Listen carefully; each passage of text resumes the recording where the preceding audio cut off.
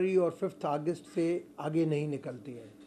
ये पहली मर्तबा है कि हमने अभी ये जो वाक़या हुआ जंग वाला, उसके बाद जो पाकिस्तान की अफवाज और पाकिस्तान की गवर्नमेंट दोनों एक पेज पे बैठ के डेलीगेशन बना के जिस तरीके से आगे निकले, बिलावल भुट्टो जरदारी साहब की सरबराही में आपने देखा कि वेस्ट को कवर किया गया और उस वेस्ट के अंदर यूरोपियन यूनियन को भी, यूएस को भी, मुख्तलिफ कंट्रीज़ के अंदर एक एक प्रूफ के साथ भेजा गया कि कैसे हमारे मुल्क के अंदर दहशतगर्दी हो रही है और कैसी भारत की इन्वॉल्वमेंट है और हमारा फिर भी रोल क्या है। आज आपने बिल्कुल सही बात की है कि एक तो माइनॉरिटी मेजॉरिटी का तो है ही नहीं। हमारा पाकिस्तान के जो कॉन्स्टिट्यूशन है वो क्लियर है, नॉन मुस्लिम सिटीज़न। मैं तो माइनॉरिटी को कहता हूँ तंग नज़रिए का नाम, माइनॉरिटी तो कहना नहीं चाहिए। तो पाकिस्तान के अंदर इक्वल राइट्स हैं। मैं आपके साथ हूँ। Save Yasin Malik from Razia Sultana, save my पापा, ठीक है, मैं इनके साथ हूँ। आपकी इस रेफरेंडम डिजिटल मुहिम में भी हम आपके साथ हैं, नेशनल और इंटरनेशनल लेवल के ऊपर। मैं अपनी नेशनल असेंबली में भी इस चीज़ के हवाले से बात करूँगा कि वक्त आ गया है कि जनवरी में जो इसके ख़िलाफ़ जो ये फांसी वाले केस की जो चल रही है, उससे पहले हमें डिप्लोमेटिक लेवल के ऊपर इंटरनेशनल दोबारा डेलीगेशन बनाने चाहिए, जैसे हमने पहले डेलीगेशन बनाए।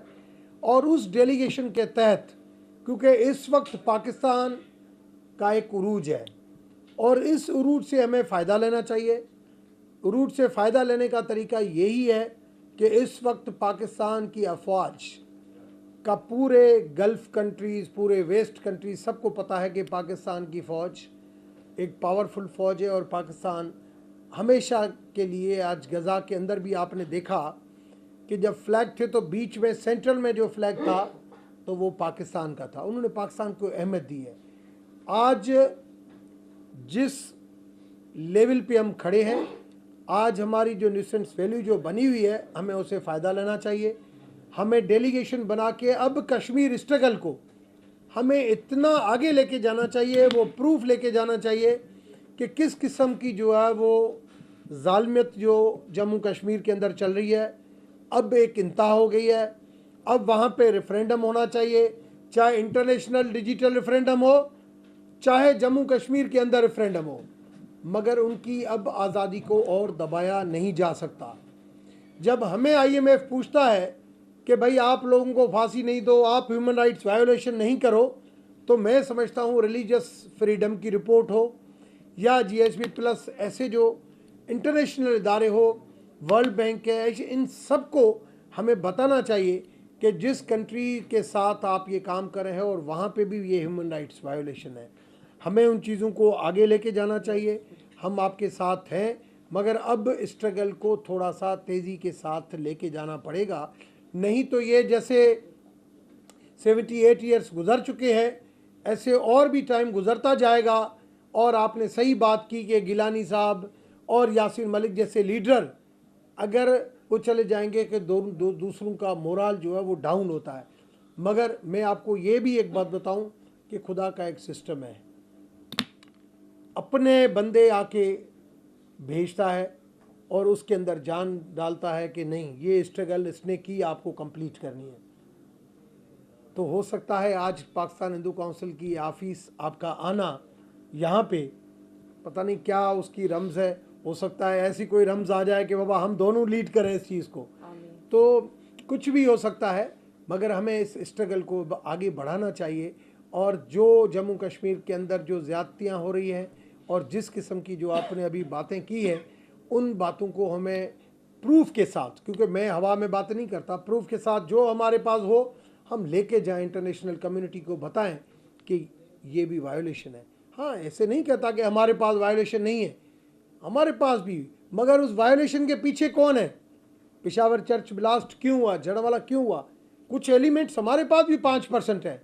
हम उन चीज़ों को भी, आपने देखा कि अगर ऐसी चीज़ हुई है तो पाकिस्तान की जो स्टेट है वो ऐसे खड़ी हो जाती है कि नहीं, उनको छोड़ना नहीं है।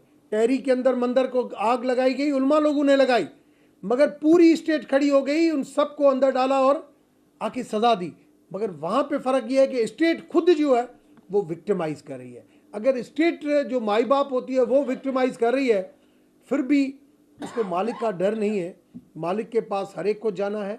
आपकी स्ट्रगल में दोबारा आखिर में आपको दोबारा यकीन दिलाता हूँ कि हम आपके साथ थे, आपके साथ हैं और आपके साथ रहेंगे। आपकी आज़ादी तक, आपके हकूक़ जब तक आपको नहीं मिलते, जब तक रज़िया को अपना वालिद नहीं मिलता, तब तक हम रज़िया के लिए एक साया बन के खड़े हैं और खड़े रहेंगे। बहुत शुक्रिया। Thank you. Thank you. Allah bless you. चले हम बैठते हैं उधर। कोई क्वेश्चन तो नहीं है किसी का? डॉक्टर अफिया सिद्दीकी भी अमेरिका की कैद में, मैडम विशाल साहबा, उसके लिए भी तहरीक चलानी चाहिए, उसके लिए भी कुछ आवाज़ उठानी चाहिए। काफ़ी अर्से से उसके ऊपर केसेस हैं, लेकिन वो केसेस साबित नहीं हुए। लेकिन जो ही मैं बात करूँ, इनके मैटर में भी मैंने काफ़ी दफ़ा रैलीज, प्रोटेस्ट वगैरह भी किए हैं, क्योंकि जो फैमिली होती है, जो विक्टिम होती है, मैं समझती हूँ तो प्रिजनर भी होता है, साथ साथ उनकी फैमिली भी होती है। तो मेरी तो सारी यही है, दुआएं भी हैं और मेरा फुल सपोर्ट है कि उनको जो है ऑन क्या नाम है, ह्यूमैनिटेरियन ग्राउंड जो है, एज अ गुडविल जेस्चर जो है, president Trump can play a very big role for Kashmir cause, doctor Aafia, release of Yasin Malik. तो हमारी तो यही अपील है कि अल्लाह करे कि वो खैरियत से, सलामती के साथ अपने घर वापस आएँ, अपने बच्चों को मिलें और यासीन साहब अपने जो है अपनी बेटी को मिलें, हमें मिलें। तो इंसानियत की बात है और बहुत से गुडविल जेस्चर्स, एक्स्ट्रॉर्डनरी मेजर्स लिए जा सकते हैं, क्योंकि वो पूरे वर्ल्ड में इस वक्त सीज़ फायर्स करा रहे हैं प्रेसिडेंट ट्रम्प। उनको भी मैंने लेटर लिखा है यासीन साहब के हवाले से।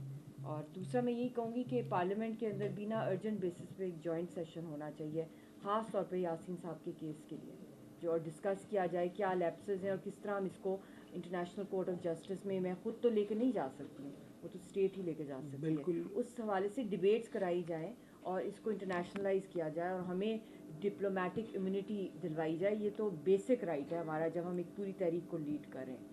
बहुत मैं शुक्रिया। समझता हूँ कि जो आपने बात की यासीन मलिक के हवाले से कि उनका जनवरी में फ़ैसला है, जॉइंट सेशन बुलाना चाहिए, जॉइंट कमेटी बनानी चाहिए। दूसरा ये कि अमेरिका के अंदर भी एक दबंग प्रेसिडेंट है और इस वक्त हमारी अच्छी डिप्लोमेसी जा रही है और इस वक्त हमें ये दो एजेंडाएं लेके हमें फ़ौरन यूएस के अंदर अपना डेलीगेशन भेजना चाहिए कि आफिया को भी इंसाफ मिले और यासीन मलिक को भी इंसाफ मिले। इसमें अब टाइम जो है वो कम है और इस वक्त अगर हमने फ़ायदा नहीं लिया इस चीज़ का अपनी डिप्लोमेसी से और जो हमारे कनेक्शन इस वक्त बने हुए हैं, तो मैं समझता हूँ आगे हमारे लिए मुश्किलात होंगी। शुक्रिया आप सब लोगों का। आप लोग बैठेंगे, चाय वाय पी के जाएंगे। आगे जाना है वहाँ पे। आप तो हैं। बहुत शुक्रिया।